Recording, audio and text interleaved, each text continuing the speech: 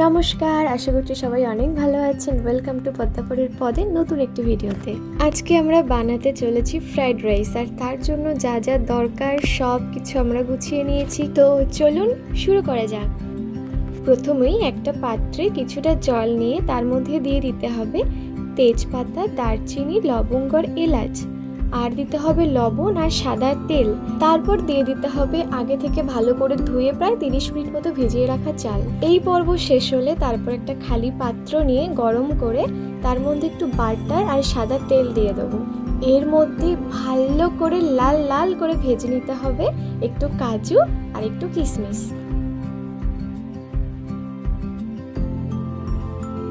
এরপর সেই তেলটাকে আমরা ব্যবহার করব। তার মধ্যে একটু পেঁয়াজ কুচি দিয়ে, তারপর একটু বিনস দিয়ে আমরা একটু লবণ দেব।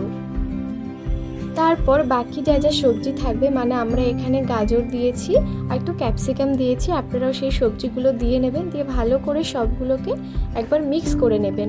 আর আদা রসুনের যে পেস্ট ছিল সেটাও কিন্তু এই টাইমেই দিয়ে দিতে হবে। এরপর এর মধ্যেই একটু কাশ্মীরি লঙ্কার গুঁড়ো, একটু গোলমরিচ গুঁড়ো, চিনি আর দিয়ে দেবো একটু গরম মশলার গুঁড়ো। আমরা এখানে ঝালটা কম রেখেছি কারণ বাচ্চারা খাবে তো। এরপর কাজু আর কিশমিশ দিয়ে সব কিছুকে একবার মিশিয়ে নেব ভালো করে। এরপর রাইস অ্যাড করে সব কিছু ভালো করে মিক্স করে নিলেই রেডি হয়ে যাবে আমাদের ফ্রাইড রাইস। আপনারাও এভাবে একবার বাড়িতে ফ্রাইড রাইস বানিয়ে দেখুন, আর কেমন হলো অবশ্যই জানাবেন। ভিডিওটি ভালো লাগলে একটা লাইক করে দেবেন, আর কেমন লাগলো কমেন্ট করে অবশ্যই জানাবেন। দেখা হবে আবার পরের একটি ভিডিওতে।